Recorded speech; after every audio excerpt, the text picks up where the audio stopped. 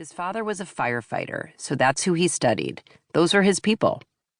His research found that the firefighters most devoted to the long-standing tradition of making and sharing the firehouse meal, usually something cozy like spaghetti and meatballs, outperformed those who didn't. And it was the relationships they formed and strengthened around the table that made all the difference. And when we're talking about firefighters' performance, remember, we're talking about saving lives. I could hardly believe it. A plate of pasta is literally a matter of life and death. I was so intrigued by this research, I had to learn more. I reached out to Professor Niffen, interviewed firefighters, and it wasn't long before I became a true believer. Eventually, I even started my own business, the Spaghetti Project, paying homage to the firefighters' classic meal. I created an intentional communal ritual for companies and organizations because, well, left to our own devices, excuse the cheesy pun, it was clear to me that we're just not connecting.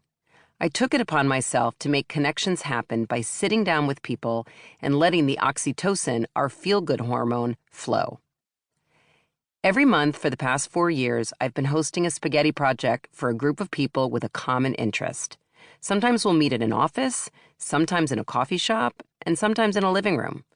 What I've found is that good things happen when people connect. And while spaghetti and meatballs are definitely conversation starters, more and more I've realized it's the ritual of it all that really counts. It's the ritual that transforms a plate of pasta into life-saving magic. So what exactly is a ritual? Is every meal a ritual? Not really. So then what's the difference between a habit, a routine, a ritual, and a rule? These are some of the questions I've been exploring, and I'm excited to share some of the answers with you in this book. We tend to think of rituals as things we do to punctuate important life experiences, like baby showers, bar mitzvahs, weddings, and funerals. We also know that rituals are often repeated, like saying grace at a meal or meditating in the morning. But rituals don't need to be reserved for big milestones, and just doing something again and again does not a ritual make. The transformational power of rituals lies in both our intention and how these activities make us feel. As a group of scholars you'll meet soon put it, rituals are rituals because they mean something to the people enacting them. Rituals are purposeful. Rituals are personal. Because rituals are inherently personal, the very idea of rituals at work might strike you as odd. Allow me to explain. We know there are lots of things we do again and again at work, ad infinitum even. But we don't normally associate these things with anything remotely magical. Take meetings, for instance. We all have meetings every single Monday and Tuesday and Wednesday, and you get the picture. But they don't usually feel like something we're doing with much intention. How about a company happy hour? Maybe that's a ritual. For some, perhaps, while for others it's simply a chore. How about your team's lunchtime gatherings? Do they mean something to the group, or is it just something that you do? What about the company holiday party? Orientation, milestones, awards and recognition, promotions, feedback, end-of-day reflections.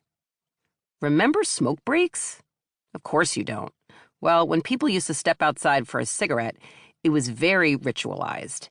It happened at a certain time, in a certain place, and with a certain crew.